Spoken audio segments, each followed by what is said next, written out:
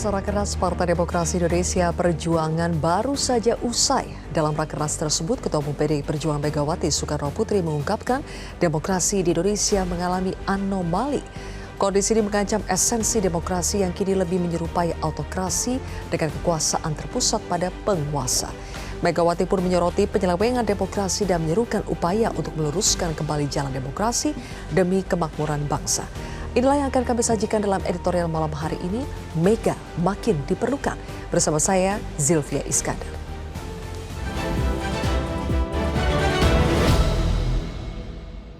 Mega Makin Diperlukan.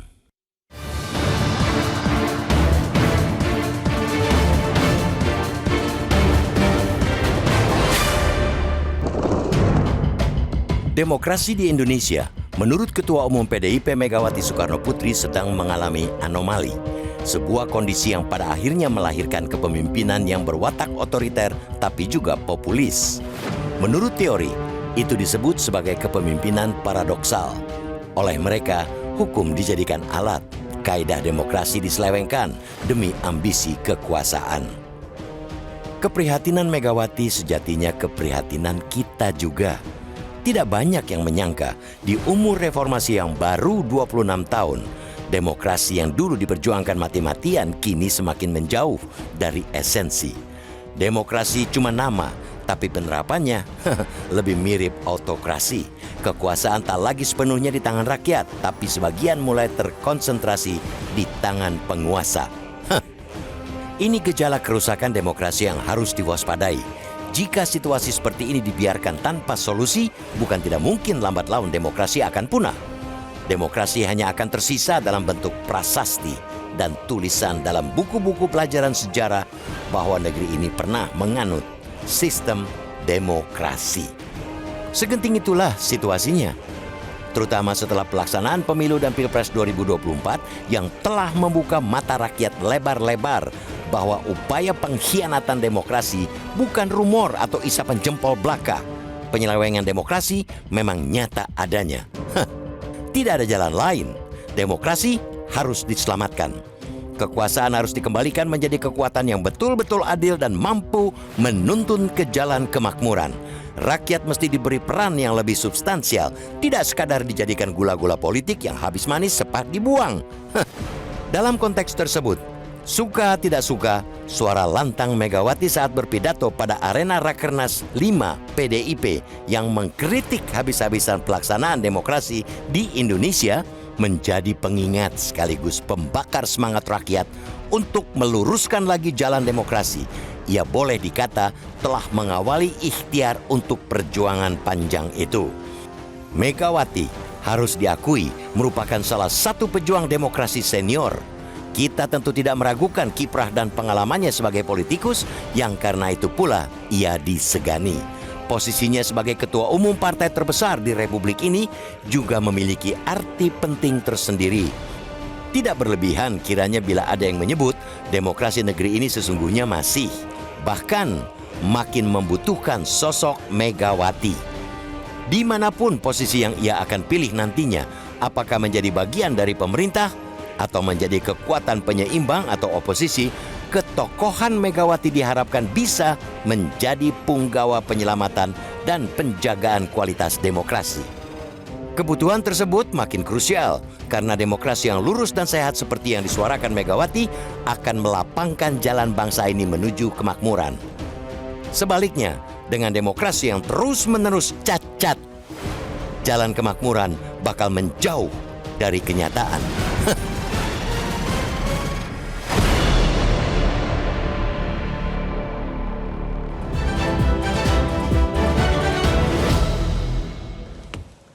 Pemirsa, kami akan membahasnya bersama dengan anggota Dewan Redaksi Media Group, Bang Saur Huta Barat. Selamat malam, Bang Saur. Selamat malam, Sylvia. Untuk topik Mega Makin Diperlukan, ini konteksnya sebetulnya makin diperlukan dalam konteks apa, Bang Saur?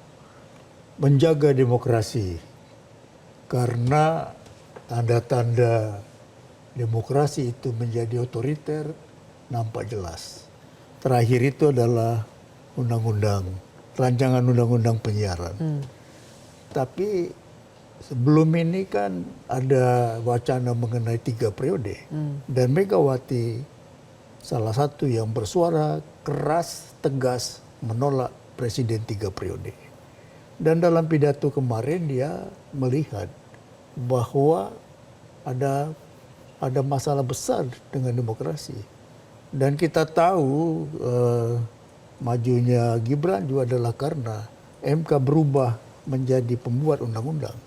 Jadi Mega kian diperlukan di dalam maupun di luar pemerintahan. Karena sedang terjadi anomalikah seperti yang disebutkan Bu Mega? Anomali. Memang terjadi satu transisi yang penting untuk dijaga. Dan salah satu pemimpin yang disegani untuk itu ya memang Megawati. Atau kita bisa melihat dulu Bang Saur, sebetulnya konteks yang disampaikan Bu Mega ketika menyampaikan ada masalah dengan demokrasi kita hari ini tuh seperti apa? Anomalinya itu seperti apa? Kita akan simak pernyataan dari Ketua Umum PDI Perjuangan Megawati Soekarnoputri berikut ini. Sosok cendekiawan ini menjelaskan fenomena kepemimpinan paradoks yang memadukan populisme dan Machiavelli hingga lahirlah watak pemimpin authoritarian populism. Dalam karakternya yang seperti ini, hukum pun dijadikan pembenar atas tindakannya yang sepertinya memenuhi kaidah demokrasi, namun sesungguhnya hanyalah prosedural.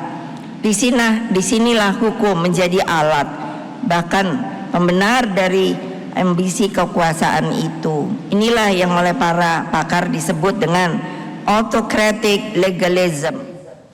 Baik, ketika ada anomali dalam demokrasi, Bang Saur, Megawati ini makin diperlukan untuk berada di dalam pemerintahan atau di luar pemerintahan? Dimanapun dia diperlukan untuk menjaga demokrasi itu.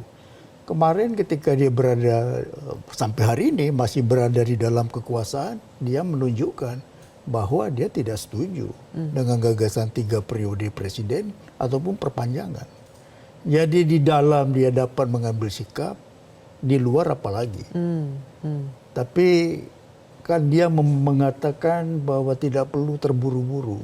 Sehingga putusan sikap PDIP itu akan diambil pada Kongres, yaitu April 2025. Tentu timbul pertanyaan, kenapa mesti menunggu segitu lama? Ya. Walaupun ada alasan bahwa biasanya di Kongres lah dicetuskan sikap politik dari PDIP. Dia perlu membeli waktu. Buying time. Ya. Dan itu mungkin akan terlihat nanti setelah kabinet terbentuk. Ya, dia bisa baca mau kemana di pemerintahan. Apakah dia akan ikut di dalam atau dia akan berada di luar. Dan kalau timbul pemikiran, jangan-jangan dia sedang menimbang-nimbang. Ya. Apakah pemerintahan baru ini disetir oleh Jokowi? Dan kalau itu terjadi, Mega akan berada di luar menurut saya. Jadi dia perlu membaca perubahan seperti apa yang akan terjadi di bawah kepemimpinan Prabowo. Ya, kita tidak menganggap enteng seorang presiden. Tetapi bahwa pengaruh Jokowi itu ada atau seberapa besar layak memang diperhatikan oleh PDIP. Karena suka atau tidak suka, kenyataannya ialah Jokowi memang telah berpisah dengan PDIP. Bahkan seperti sudah menjadi seteru, bukan lagi sekutu. Jadi membaca keadaan ini rupanya memerlukan kehati-hatian. Oke, dan buying time atau membeli waktu ini akan menguntungkan buat semua pihak, Bang? Bukan hanya untuk PDI Perjuangan? Tentu. Buat apa terburu-buru kalau kemudian justru membuat banyak tafsir. Misalnya sekalipun PDIP partai yang terbesar, tadi kita perbincangkan sebelum masuk ke sini, jangan-jangan kursi ketua DPR tidak pada PDIP. Jadi seperti pernah terjadi dengan MD3. Ya. Jadi ini semua mungkin masih perlu diperhitungkan. terburu-buru mengambil sikap, jangan-jangan terlempar dari ketua DPR. Jadi ada kalkulasi politik di balik Ya. langkah PDI Perjuangan. Karena Iya. sebelumnya kita mendengar bahwa arah politik PDI Perjuangan di pemerintahan baru nanti akan ditentukan pada saat Rakernas. Tapi kemudian kita mendengar Megawati mengatakan bahwa ya gue mainin dulu dong. Itu apakah bisa dibaca bahwa memang Megawati sedang menimbang-nimbang, sedang buying time seperti yang Bang Saur katakan demi kepentingan politik di parlemen? Menurut saya itu ada alasannya, masuk akal. Kalau partai terbesar, kursi paling banyak tapi tidak dapat kursi ketua DPR seperti pernah mereka alami dan tidak mau itu terulang kembali.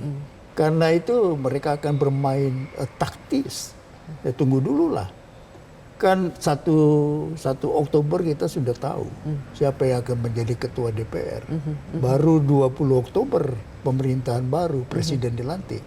Jadi membeli waktu ini menjadi sangat penting, walaupun itu kan urusannya tidak panjang, ya, dari sekarang sampai ke April, ya 11 bulan.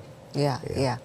Terlepas dari ada masalah dalam demokrasi kita seperti yang disampaikan oleh Bu Mega saat ini, Bang Saur, tapi ada masalah ataupun tidak ada masalah, kita tetap butuh yang namanya, katakanlah tidak ada istilah oposisi, tetap butuh yang namanya ada penyimbang, ada kekuatan di luar pemerintahan yang sama-sama kuat dengan pemerintahan yang ada untuk menjaga demokrasi. Begitukah Bang Saur?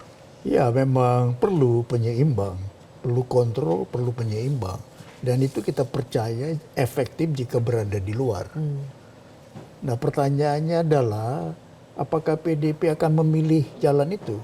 Dan Bu Mega bilang, wartawan kok nunggu nih sikap kami, Ya. enak aja, ya saya mainin dulu. Jadi kita lihatlah sampai kapan posisi begini ini mengambang terus. Tapi mestinya April nanti mereka akan ambil keputusan karena kongresnya di April. April tahun depan? Iya. Masih 1 tahun lagi kita menunggu ini, Ya, Bang. 11 bulan. 11 bulan akan banyak hal yang bisa terjadi dalam politik, tapi nanti kita akan lanjutkan lagi pembahasan ini. Pemirsa, tetaplah di Editorial Malam.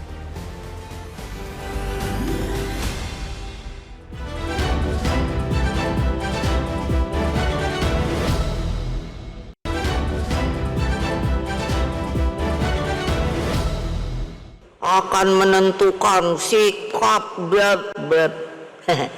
Aku sambil sarapan gitu kan, aku bilang enak aja ya dong, gua mainin dulu dong.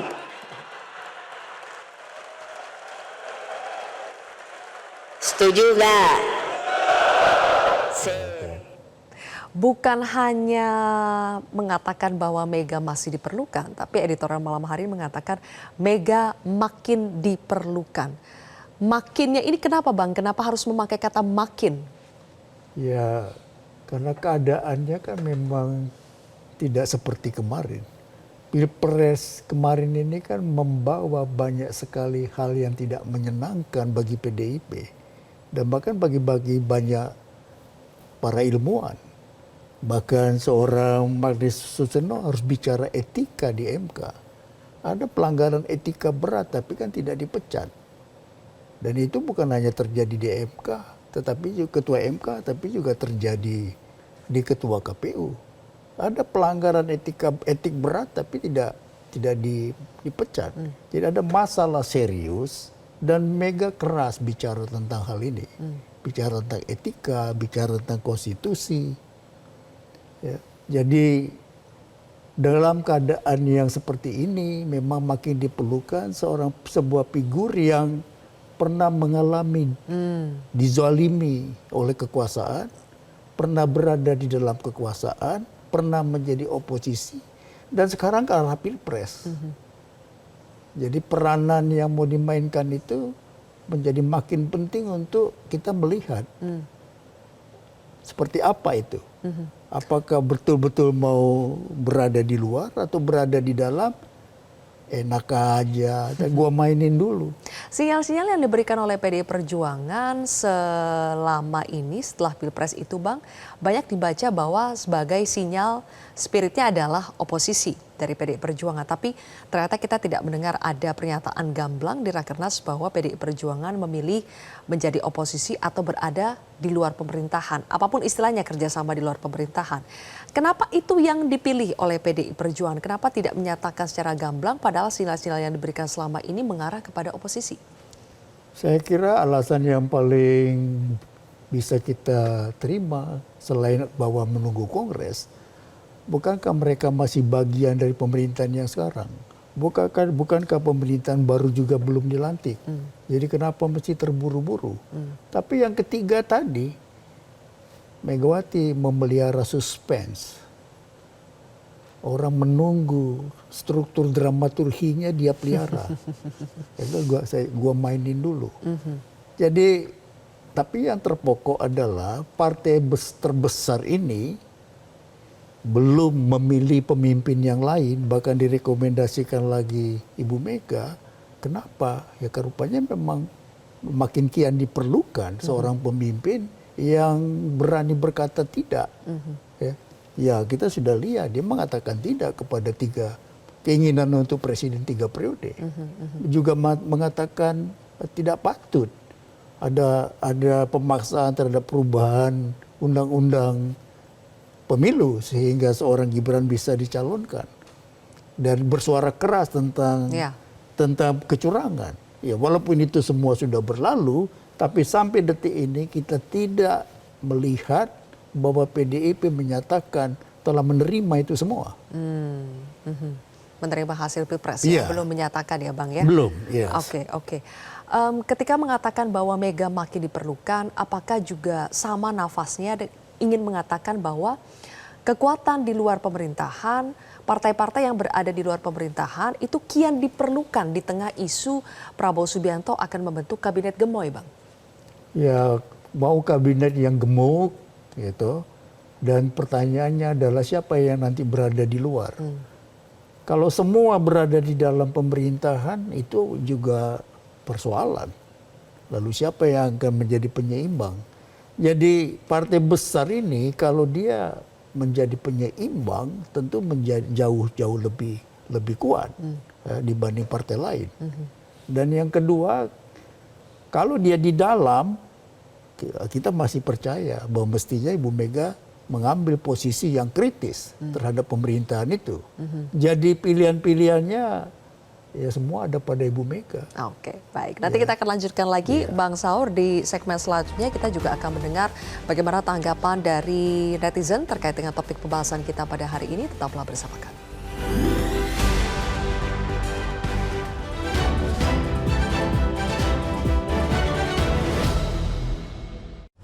Kini, bersama All New R3 Hybrid Cruise. Melaju dengan desain baru. Semua perjalanan jadi lebih nyaman. Suzuki All New R3 Hybrid Cruise. Cruise to energize your life. Aku rasa ingin tahu awal dari segala pertanyaanmu. Coba dengar suaraku. Jalan yang kau tahu bisa membawamu jauh. Tapi jalan baru bisa membawamu kemana saja. IQOS. Stay curious. Kumpulan berita terbaik dan menjadi tren di Metro TV. Spesial untuk Anda, kesimpulan dari berbagai cerita atas peristiwa-peristiwa tersebut bersamaan dengan perkembangan terakhirnya. Dapat disimak untuk menambah khasanah wawasan Anda.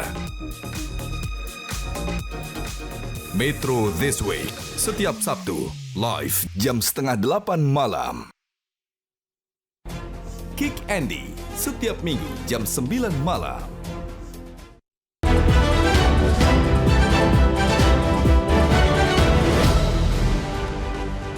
Baik, pemirsa, kami melakukan polling di sosial media Metro TV. Yang pertama di Instagram @MetroTV dengan pertanyaan, percayakah Anda penyelewengan demokrasi merupakan gejala kerusakan yang harus diwaspadai, dan 90% mengatakan ya. Begitu pula di Twitter @MetroTV atau X @MetroTV pertanyaan yang sama dan 88% netizen yang mengikuti polling ini juga mengatakan percaya.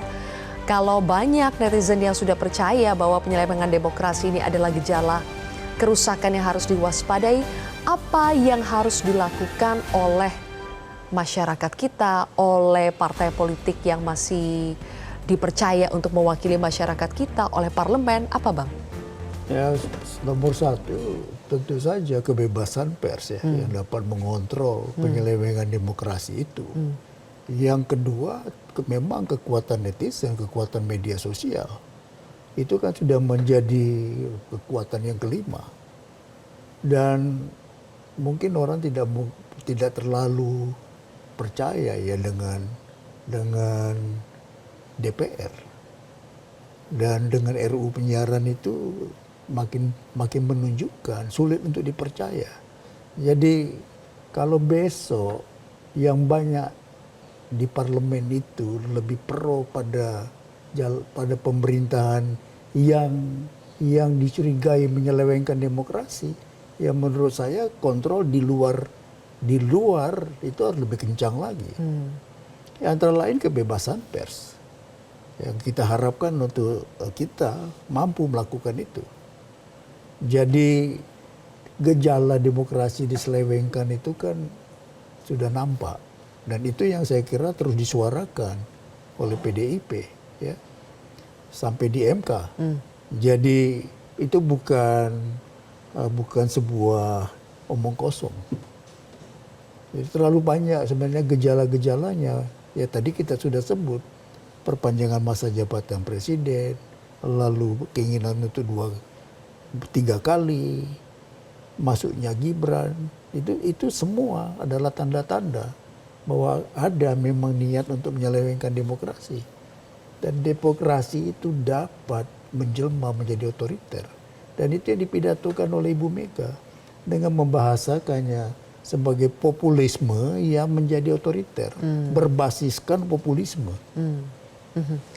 Ada istilah yang disampaikan oleh Pak Prabowo, ya kalau tidak mau bergabung begitu, jangan ganggu-ganggu.